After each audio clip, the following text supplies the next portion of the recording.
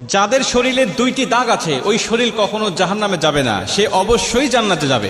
হাদিসটি সহিহ তিরমিজির 1669 নম্বর হাদিস এবং সহিহ আত-তারগিবের 1376 নম্বর হাদিস।